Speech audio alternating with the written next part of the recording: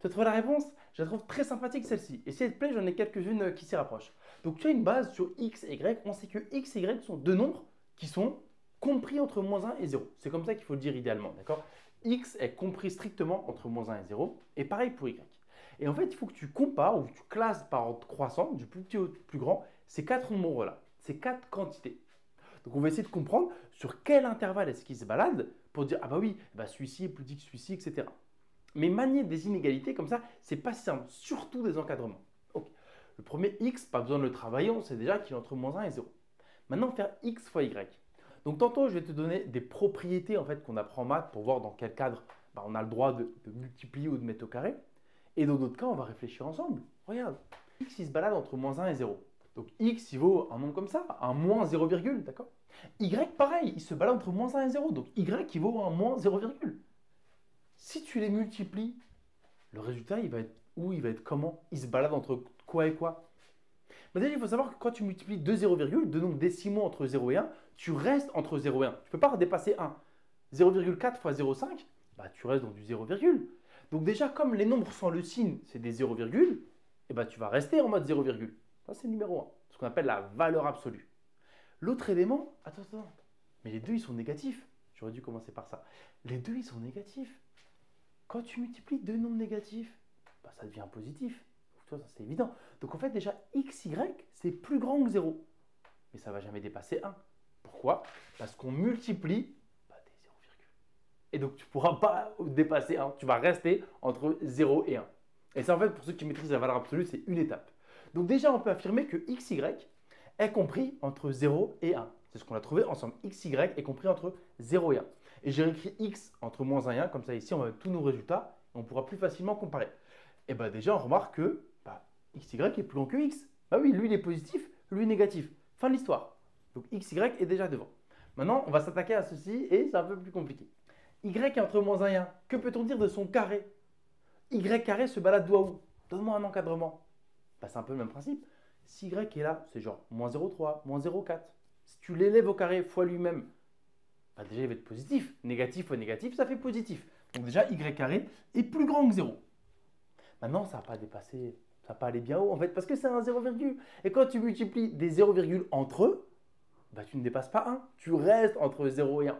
Donc non, on comprend assez instinctivement également que y carré ne dépasse pas 1. Et voilà, on a trouvé un encadrement de y carré. Or, x est entre -1 et 0, parce que là, on est en train de faire celui-là. Quand vous, c'était pas clair, d'accord? On est en train de voir xy se balade au haut. Donc, lui, il est entre 0 et 1, x est entre -1 et 0. Quand tu les multiplies, qu'est-ce qui se passe? Le résultat, il va d'où à où? Bah déjà, regarde, x est un nombre négatif, y carré est un nombre positif. Quand tu multiplies un négatif avec un positif, bah, le résultat est négatif. Donc déjà, le produit est plus petit que 0. Xy carré est plus petit que 0. Maintenant, il va jusqu'où dans les négatifs? Bah, il va pas bien loin parce que c'est le même principe. En fait, si tu as accepté ma façon de réfléchir avec 0, j'espère que ça ne te perturbe pas depuis tout à l'heure, mais les réponses, elles sont quasiment là. X, ça vaut un moins 0, y carré, pareil, mais dans les positifs. Donc, quand tu les multiplies en valeur, bah, ça va rester un 0, donc xy carré, certes, est négatif, mais attention, ça ne dépasse pas -1. Pourquoi? Parce que c'est des 0, non, bien parce qu'en valeur absolue, c'est plus petit que 1. Donc quand tu multiplies deux nombres dont la distance à 0 est inférieure à 1, et ben tu restes inférieur à 1 en valeur absolue ou distance à 0. Donc xy carré est entre -1 et 0. Ah mince, comme x. Ah ouais, donc en fait, on ne peut pas savoir qui est plus grand. Parce que rappelle-toi, lui était positif, donc qui est tout devant, d'accord, il gagne. Mais eux deux, c'est la même force. Et c'est là où ça devient intéressant. Donc même si, oui, c'est pas forcément hyper rigoureux avec mon 0, mais moi j'aime bien cette approche, j'espère que pour certains ça a plu. Mais là par contre, on va faire un truc sympa. Et c'est ça le cœur de la vidéo, c'est maintenant, donc j'espère que tu es resté. On va réfléchir avec des nombres positifs. Imagine tu as un nombre positif que tu multiplies par un 0, qu'est-ce qui lui arrive? 45 fois 0,3, 70 fois 0,85, 0,9 fois 0,4. Quand tu multiplies un nombre positif par un 0, qu'est-ce qui se passe? Et bien ta quantité elle baisse, tu vois. C'est le principe de diminution en pourcentage. Quand tu multiplies par un 0, positif, ta quantité baisse. Et en fait, c'est le cas ici. Tout est en mode 0, donc juste, comme c'est négatif, attention, il faudra amender un peu la réflexion. Mais le cœur est là. Maintenant, si on fait le même raisonnement mais avec des nombres négatifs, tu as un nombre négatif que tu multiplies par un 0, qu'est-ce qui arrive? En fait, ton nombre, il diminue en valeur absolue, mais donc en fait, il s'agrandit parce qu'il se rapproche de 0. Regarde, on peut le faire. Hein. Moins 30 fois 0,5. Bah, tu n'as qu'à faire 30 fois 0,5, la moitié, 15. Donc le résultat, en fait, c'est moins 15. On peut le faire pour être sûr qu'on ait bien compris. Ça fait moins 15. Moins 30, c'est fait multiplier par un 0, donc en fait, sa valeur absolue, la valeur numérique, baisse, mais comme il est négatif, eh ben, il augmente vu qu'il se rapproche de 0. Quand tu as un nombre négatif que tu multiplies par un 0, eh ben, la quantité augmente, ça devient un nombre plus grand que ton nombre de départ. Moins 0,5 fois 0,7, eh ben, ce nombre-là est plus grand que moins 0,5. On peut faire le calcul, j'ai fait exprès de prendre des nombres, on va dire, sympathiques. Ça fait moins 0,35. Moins 0,5 fois ça fait ça. Attends, moins 0,35, ah oui, il est plus proche de 0, donc c'est plus grand que moins 0,5. Est-ce que tu as compris le lien avec ça? Parce qu'en fait, tout ça, c'est pour que tu puisses déterminer qui est le plus grand, x ou xy carré. X, c'est entre moins 1 et 0. Bref, c'est un nombre négatif. Et il se fait multiplier par y carré. Rappelle-toi, y carré, il était où? Bah, y carré, c'était un 0, c'est quelqu'un comme ça, y carré.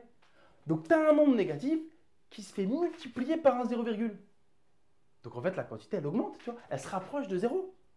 Donc, finalement, xy carré, c'est une quantité plus grande que x. Parce que négatif fois 0, eh ben, tu te rapproches de 0. J'espère que c'est passé. J'ai pris le pari de ne pas trop parler de valeur absolue et de raisonner pour plusieurs raisons. Un, je ne suis pas hyper fan des valeurs absolues. Mais deux, je n'en ai jamais parlé sur la chaîne. C'est un chantier, d'ailleurs, un truc que j'aimerais faire. Mais pour l'instant, je n'en ai pas fait. Donc, j'ai préféré t'amener la résolution comme ça. Bon, c'est pas fini. Hein. Il faut encore parler de 1 sur xy. Pour encadrer 1 sur xy, eh ben, on commence par xy. D'accord? En fait, on y va de proche en proche.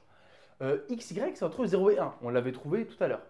Donc, tu as un nombre entre 0 et 1, encore une fois, un 0, et tu prends son inverse. Qu'est-ce que ça donne? Là aussi, on peut raisonner. Il existe, hein, c'est la fonction inverse, quelles sont ses variations, on peut trouver, mais c'est intéressant aussi de réfléchir. Comme ça, on fait le pas entre le scolaire et un peu le raisonnement de la vie de tous les jours. Même si ça, j'avoue, on n'en fait pas trop dans la vie de tous les jours. Alors, un 0, quand tu prends son inverse, qu'est-ce qui se passe? Bah, il devient très grand en fait.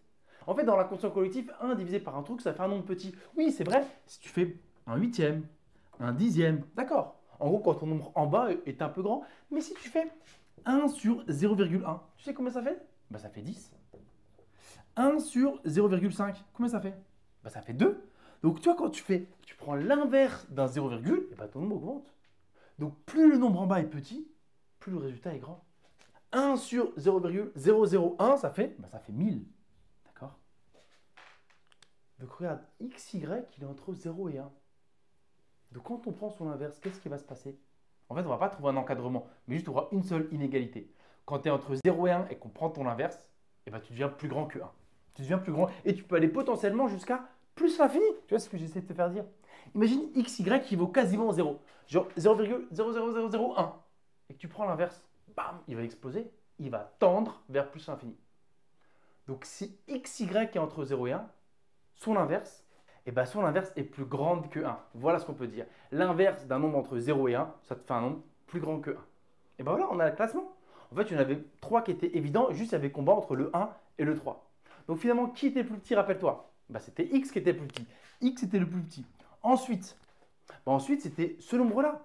Parce que rappelle-toi, je crois que c'était le cœur, peut-être, je ne sais pas si je l'ai bien géré de la vidéo, pour t'expliquer que comme x était multiplié par un 0, il se rapprochait de 0. Donc xy carré était plus grand que x. Ensuite, c'était xy parce que xy était positif contrairement aux deux premiers. Et enfin, le plus grand, lui, il est plus grand que 1 alors que xy s'arrêtait à 1. Donc le plus grand, c'était 1 sur xy. Alors qu'on n'aurait pas forcément parié parce que justement, tellement on voit des nombres qui sont un peu tous de la même famille, des nombres normaux, tu vois, plus grands que 1, 12, 15, et on a l'impression que 1 divisé par une multiplication, ça va faire un nombre petit. Et ben non, dans cette configuration, c'était plus peu. Donc j'espère que tu as aimé cette approche et j'espère que ça t'a plu.